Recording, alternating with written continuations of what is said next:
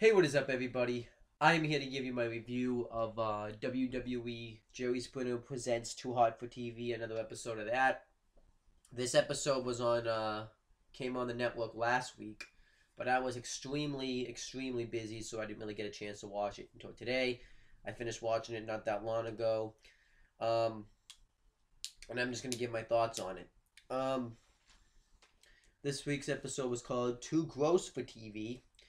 And this pretty much shows all the gross moments that's happened in the WWE. Um, to be honest with you, um, watching this made me realize that sometimes it's pretty embarrassing to be a wrestling fan because a lot of this stuff showed all the bad stuff in wrestling, like bad. Like some of the stuff was just bad, like really bad.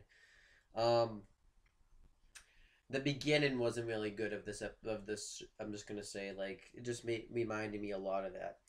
Um, but I like the way they opened the presentation of the show. Really looked.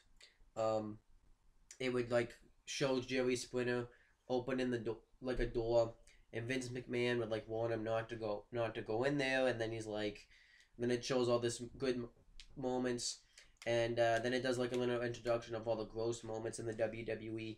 I thought that was really good stuff. Jerry Springer even says like he ran his own TV show, but some of the stuff that I'm seeing now is even too, is even stuff that is too hot for me. I thought that was really good stuff. I liked the way they opened it. I think they're gonna start opening it. This is the first time they've opened it like that, and I think they're gonna start opening like that. At least every episode. So I think that should be good. So let's get right into it. So it starts out by showing all the gross stuff. They showed some wrestlers. One of them was Boris Booger, and Boris Booger was like this really gross wrestler who ate like a slob, and he just looked like a slob. If you've seen him, you would know him. And another one was named T.I. Hopper, and his gimmick was that he was a plumber, and it would show him like working on toilets, all grubby with a grubby shirt and all that. And anytime I looked up this guy online. Anytime that he had beaten an opponent, he would like take a plunger, um, and just plunge the person's face. I thought that was kind of unique. I guess these characters don't really seem to appeal to me. I think these characters came at a time when wrestling wasn't too popular. Um, like it just seems like that. Like around the new generation era, that's kind of what it seemed like to me. So it's characters like this that probably made the WWE kind of struggle because I don't think anyone really liked these characters. Um, and then they show another scene when from WrestleMania 22 when the Boogeyman kissed Sharmell while he had while he had all those worms in his mouth. I thought that was actually a funny moment. Um, Another moment, and the next moment it shows is the kid, um, a match that happened. It was Bret Hart versus Jerry the King Lawler in a Kiss My Foot match. If you pretty much what would happen is if you lost this match, you would have to kiss the winner's foot, and Jerry the King Lawler like this was a battle of like the kins because Bret Hart had just won the King of the Win, and Jerry the King Lawler had won the King of the Win previously, and Bret Jerry the King Lawler wanted to really humiliate Bret Hart, so he wanted to make him kiss his foot. So he like didn't wash his foot at all. He just made his foot really dirty, so that way when he lost, Bret Hart wouldn't kiss him. Well, Bret Hart would have to kiss his dirty foot. Um, but it ended up being the other way around. Jerry the King Lawler lost, and Bret Hart just sticks his foot right into Jerry the King Lawler's mouth, and then he makes Bret Hart makes Jerry the King Lawler kiss his own foot. So I thought that was good stuff right there. It was pretty gross and pretty funny. Um, and then it shows all those moments that Mankind or Mick Foley, whatever you want to call him, would stick Mr. Sacco down people's throats. Um, it showed a stink face segment. Well, the stink face was just when Rikishi would like shove your ass right in his face. It showed those moments. It showed him doing it to one moment two honorable mentions I want to mention is when he did it to William Regal because William Regal sold it really well. He really did, and what he did to Eric Bischoff. I thought those were good moments. One moment I gotta mention is when he did is it showed backstage Booker T, and he's in the bathroom, and he hears somebody taking a shit, and he doesn't know who it is, and it ends up being Rikishi. And Rikishi says that he does this for a pre-match ritual. And Booker T's like, I feel bad for whoever your opponent is. And Rikishi tells him that it's Booker T. So then it shows like the end of the match, and Rikishi ends up giving Booker T the stink face, and Booker T vomits right after this. He vomits right on Michael Cole, who was doing commentary, and that was good stuff. And then it shows a lot of vomit moments. It showed Michael Cole was trying to interview, I believe it was either the Godfather or Val Venus. I wasn't really sure. I couldn't really tell by looking at him. And A-Train, and they vomit on Michael Cole. And then it shows a segment when Titus O'Neil faces, at the time his name was Antonio Cesaro. And it was the day of, this happened in 2013. It was like the day after Thanksgiving. And they had like a big eat-off. It was Titus O'Neil versus the Great Khali. And Titus O'Neil had won. And Vicky Guerrero forced Titus O'Neil to wrestle this match. And he just ate all that food. And Cesaro does the Cesaro swing to Titus O'Neil. And Titus O'Neil starts to feel sick. And he throws up into JBL's hat. And he puts JBL's hat on Michael Cole. And Michael Cole gets covered in vomit. And it didn't censor it this time. Originally it censored it when on TV. But you could actually see it this time. And Titus O'Neil also ended up throwing up at Antonio Cesaro's manager, Zeb Coulter. And it was that was kind of bad, actually. It wasn't really very good. And then it shows all of Natalia's fault moments when they gave her the folding gimmick. That was bad. It really showed that they were really burying Natalia at the time. They still kind of do, but that time they really were burying Natalia. I thought that was bad. I didn't think it was very good, and it wasn't good. I'm not really gonna get into that.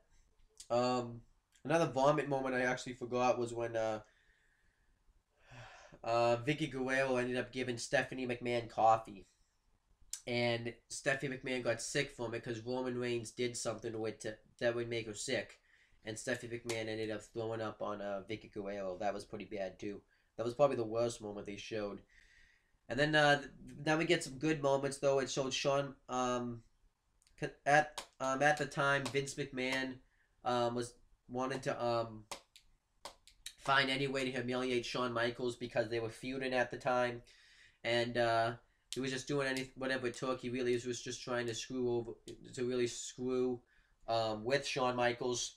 And they did a segment where Shawn Michaels got drug tested. And Vince McMahon and his son Shane McMahon were in there. And they have Shawn Michaels pee into a cup because that's how you get drug tested. And then I guess they were making jokes about him, saying you should just say no to drugs. And then Shawn Michaels says, you don't want to piss me off, but you also don't want to get pissed on. Then he takes the cup of pee and throws it right into the McMahon's face. I thought that was funny. Really good moment right there. And then it shows another really funny moment of Stone Cold Steve Austin. He was going to threaten to shoot Vince McMahon in the ring. He had like a gun, and everyone thought it was real, but it ends up being a toy gun. When he shoots it, it just comes out and it says Bane 316. And Vince McMahon thought it was real, and he was so scared that he pissed himself. And Stone Cold Steve Austin starts this catchphrase that says, McMahon 316 says I just pissed my pants. I thought that was awesome. And then he lays out Vince McMahon with a stunner. I thought that was a really good moment right there. And then you have another moment when William Regal's about to have some tea. And somebody comes in and tries to warn him about it because there was something wrong with that tea. And earlier in the show, William Regal was at the time feuding with Chris Jericho. And earlier in the show, Chris Jericho had pissed in William Regal's tea, and William Regal ended up drinking it. So yeah, that was what happened. I thought that was funny. And then it shows another moment when there was a bunch of wrestlers just going in to the bathroom, and two of them were William Regal and the Big Show, and Devon Dudley walks in, and I guess William Regal accidentally ended up pissing on the Big Show, and the weirdest part about it was his piss looked like it was green. Really funny stuff. And the Big Show got pissed about it, so I thought that was a funny moment. And then another one. This was actually the best. This actually, I don't know what was the best one. It's a toss up between two, but Big Show, but Eddie Guerrero had ordered burritos, and they go instead. They accidentally um, get sent to Big Show, and Big Show eats the burrito. And if you see where I'm going with this, then you get it. So then later on in the night, I guess Big Show ended up having a match against Orlando Jordan, and Big Show was starting to feel like he had to take a shit. So Big Show had to leave, lose by countout, and he's in the bathroom, and he's taking a shit, and he's really not really feeling well because obviously the burrito was a bad burrito. So Eddie Guerrero makes fun of him for it, says they had him put some special sauce in there. A Big Show runs out of toilet paper, and Eddie Guerrero has it. And then he says, "Here's your toilet paper right there." And then he kicks the stall, and the stall door, and the stall door breaks on Big Show, and Big Show gets pissed about it, but he can't really do anything about it because he has to take a shit. That was really funny. Then afterwards, I think this was probably like a week later. It shows Eddie Guerrero, and and he has like a sewer truck, and he sprays Big Show with it. That was really funny. I thought that was a really good moment. I actually didn't mind the Eddie Guerrero Big Show feud. It was pretty good stuff. And then it shows D-Generation X, or you can just call him DX for short. And that consisted of Triple H and Shawn Michaels. And they were doing this moment where they were making fun of the McMahons. Triple H was pretending to be Vince McMahon, and Shawn Michaels was pretending to be Shane McMahon. And they were just making fun of him, and the McMahons get pissed about it. So they come out, and they come out with the Spirit Squad. They all have lead pipe. They're just gonna go in there and beat the absolute crap out of DX. And instead, we see a party comes out, and Vince McMahon's like, "What the hell is that?" And Triple H says, "Well, you know what they say, you're full of crap," or something like that. And then shit just falls right on the McMahon and Spirit Squad, and I thought that was really funny. And the funniest part about it is you hear Jerry the King Lawler say on commentary, "Is that corn?" Because I guess he thinks he sees corn. So that was really funny. Another moment it shows is Tommy Dreamer. Tommy Dreamer, I guess, makes this stuff called A Day in the Life of Tommy Dreamer, and it just shows him doing all this disgusting stuff. It shows him brushing the dog's teeth, and he doesn't wash the toothbrush or nothing, and then he just brushes his teeth right after he brushes the dog's teeth. He drinks this like liquid stuff that you would use at a barber shop.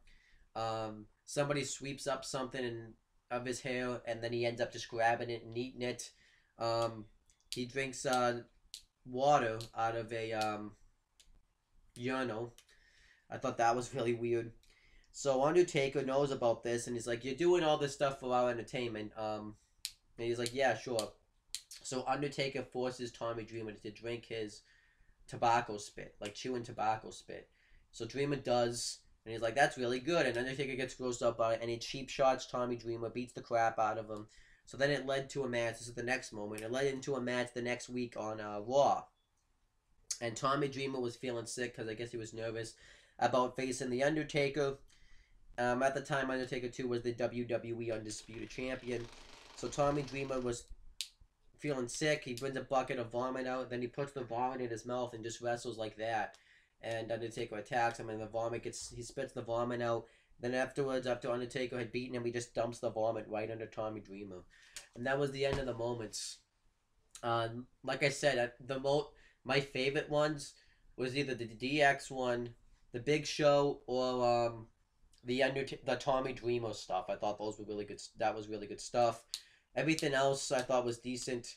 The Shawn Michaels drug test was good, but I really did. The thing I didn't like about this episode, Because afterwards, Jerry Springer gets into this thing how toilet humor's been a part of generations after generations. Our forefathers probably did this kind of stuff too. All that stuff. Um, they had some moments in there that weren't good, like Vicky Guerrero getting thrown up on, Natalia Foden. I didn't like those. So if I had to pick this, I would say this was like an average episode. I thought it was just average at best because there was some things I liked, there was some things I didn't like, but other than that, I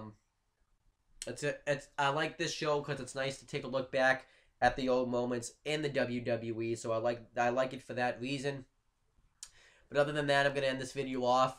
I'll be back tonight because I am gonna do a Google Hangout talking with James Hebert and about the NXT show tonight. And if you guys want to tune into that, that's definitely worth checking out. But other than that, you can click right here on the right hand corner to subscribe. And that's pretty much it, guys. See you later.